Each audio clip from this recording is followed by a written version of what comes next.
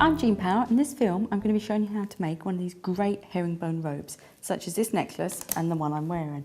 Really nice thing about these is there's actually a hidden clasp, which I like because often necklaces, when you wear them, they're going to rotate round. This, the clasp is hidden, you won't see where it is, and also if you do make it with lots of different colours, you can wear it with any part of it at the front, doesn't matter.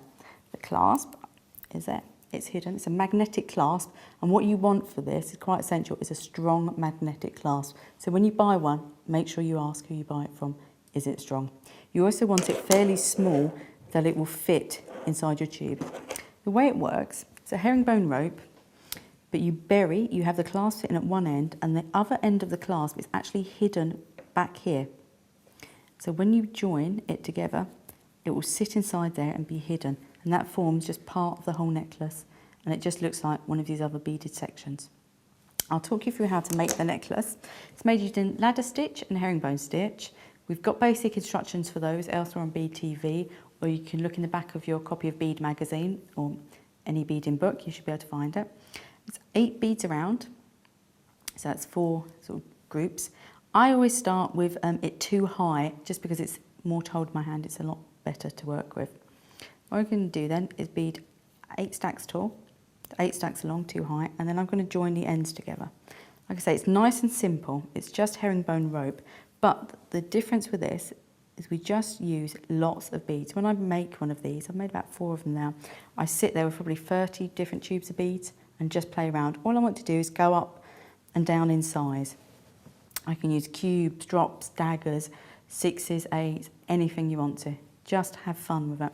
So I've got the start of my rope, and then I'm going to pick up 2 beads. So it's just herringbone. Pick up 2, go down. I find to make it just stiffer and a lot nicer, I go down, up and down 2 beads each time. I'm using here size 8 beads just so you can see a bit better what I'm doing. But I'll go down 2, then up the next 2, and pick up 2 more. So again, just herringbone. The way that I bead the necklace is I start at one end, I'll show you on here. I bead, it's about 12 to 15 rows, just using size 11 beads. Then I go up in size. And I'll talk you through the colours in a minute, but from now we'll just talk about size. Generally then go up to an 8, a 6, an 8, back down, and then do 10 or so rows of 11s, and then go up again. So alternate times only go up to say a 6, and then the next time I'll go up to a cube or something bigger, you know, like 4mm bead. So I'll go back up, I can add, I can change my colours of my 11s, I can use a few rows of 8s, 6s, and then here I went up to a cube. Then I go back down again. Here I've just done sort of 6 rows of 11s, and then gone up. Again, I've only gone up slightly. Go down again. 6, 7, 8 rows of 11s, doesn't matter. Up, this time again a bit more. So I've used a 4mm 5 polish bead. Down, just down. And this time I just went up from 11 straight to a drop. Back down to 11s again. This time went up and I use these nice rice beads. And then go down. Go along another 6, 7, 8 rows of 11s. Completely up to you. And then up to 5 polished. I just continue that all the way around until it's nearly as long as I want it to be, just sort of within an inch. So then this is the tricky part. What I do is, I mean, as you're beading it, what we do is we put some cord up the centre. You can bead it round cord, but that can be quite fiddly and I hate doing that. What I do instead is I cut a length of this cord, and this can be 1 or 2mm rat tail.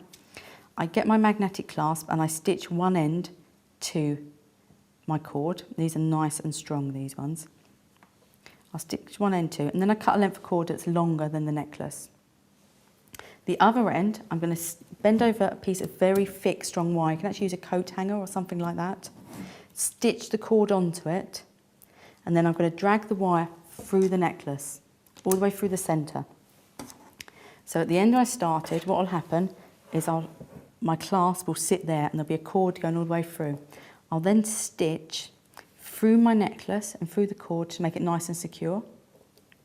And at the other end, I'll bring my cord, will come here, cut the wire and that off, then I'll stitch the other end of my clasp onto the cord, I'll trim it and stitch it so it sits there. And again, I'll stitch right through my work lots of times to secure it.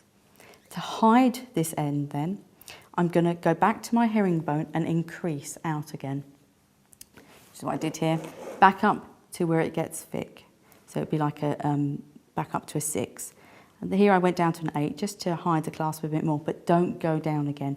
Finish your work off. So weave round like you're doing ladder stitch, just to neaten the end. And what that does then is when you do up the clasp, it will look just like one of these sort of beaded bobbles, and it will remain hidden. When you do the clasp up, always make sure that it does click in nice and secure. You don't want to lose it when you're wearing it. So this necklace isn't finished. All I need to do on this one is weave my cord through, secure my clasp at one end and at the other, and then bead over the clasp to make sure it's hidden. That's the secret to the necklace. There's nothing else to do it. Now, just a few words about colour. This necklace, I did all in red, sort of reds and purples and pinks to keep it nice and same. And this one I used every colour. I just went mad with it and just really played round. I've also done ones in, but I still kept red sort of as all the 11s. I've done ones where I've just completely mixed colours up and also black and white ones. It's completely up to you. The nice thing about it is because the clasp is hidden, it can turn round so any part of it can show. There's no set front or back. So, you know, different days you can wear different bits at the front. It's up to you. So I hope you've enjoyed that herringbone necklace with a hidden clasp. It's great fun to bead. You can just get all your beads out and experiment. There's no trick to it. Make it as long or short as you want to. Play around and have fun making it.